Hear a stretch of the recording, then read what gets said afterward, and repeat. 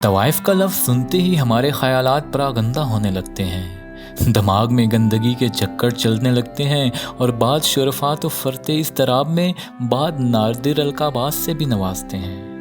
نوجوان نجی محفل میں دوستوں کے کانوں میں سرگوشیاں کرتے اور چٹکلے سناتے ہیں، مگر ان کا انسان ہونا بہت کم لوگوں کو نظر آتا ہے۔ جب بچہ پیدا ہوتا ہے تو وہ معصوم اور گناہوں سے پاک ہوتا ہے۔ کیا ہم نے کبھی سوچا کہ کیسے ایک بچہ یا بچی ڈاکٹر، انجینئر اور بزنس مین بن جاتا ہے، اور کوئی چور، ڈاکو، لٹیرا بن جاتا ہے، اور کوئی عزتوں کا سوداگر؟ ایسا کیوں؟ میں نے کھوج لگانے کا فیصلہ کیا۔ کتابوں کے الفاظ پلے نہ پڑے تو ہاتھ باندھ کر اپنے محلے کے دانشوروں اور بزرگوں کے پیچھے چل پڑا، مگر خاطر خواہ فاقہ نہ ہوا۔ ایک صاحب نے تو یہاں تک کہہ دیا، اگر میں نے اپنے بیہودہ سوال پوچھنے ترک نہ کیے تو وہ میرے ابا حضور سے میری بے راہ روی کی شکایت کریں گے کہ بچہ ہاتھ سے نکل گیا ہے۔ بس ابا چاند کا ذکر سنتے ہی میری تو سٹی ہی گم ہوگی اور آنکھوں کے سامنے چترول کا منظر گھوم گیا۔ پھر کیا تھا، میں نے اپنے سوالوں پر 4 لفظ بھیجے اور اپنی زندگی میں مصروف ہو گیا، مگر قدرت کو کچھ اور ہی منظور تھا۔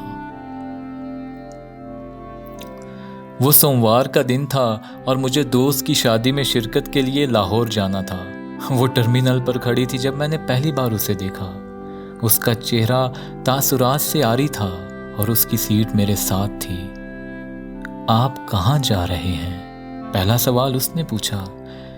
مجھے گمان ہوا کہ شاید میں غلط ٹرین میں بیٹھ گیا تھا، جو کہ لاہور نہیں بلکہ چیچو کی ملیاں جا رہی تھی۔ شاید یہ ٹرین لاہور جا رہی ہے، میرے جواب نے اسے شرمندہ کر دیا۔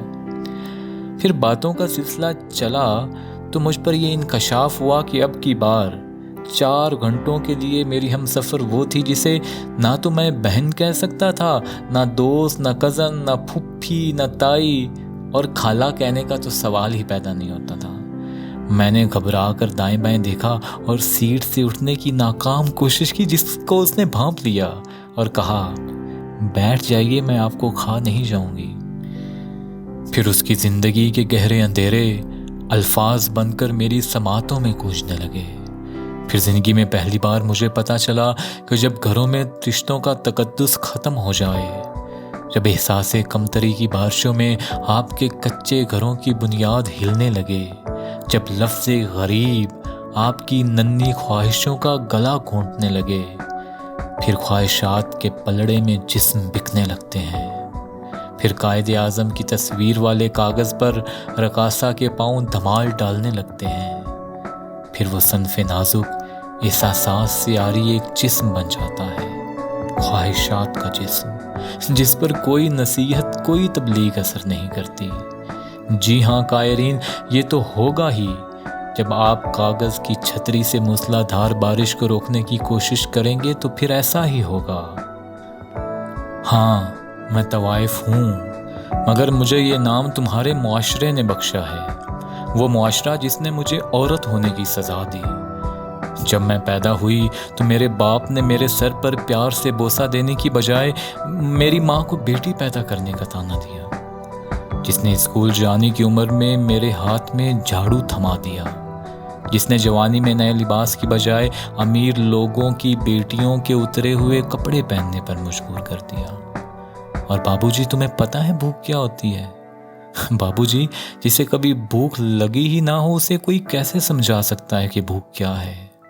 اور جسے لگتی ہے اسے کسی سے پوچھنے کی ضرورت ہی نہیں رہتی، اس کا تو اندر بھوک بھوک کا ورد کرتا ہے۔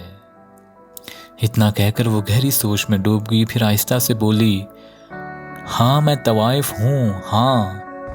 اس کی آواز دب سی گئی۔ آپ کو پورا حق ہے مجھ سے نفرت کرنے کا، میرے ساتھ نہ بیٹھنے کا، مگر نفرت کرنے سے پہلے یہ سوچئے کہ مجھے طوائف کس نے بنایا۔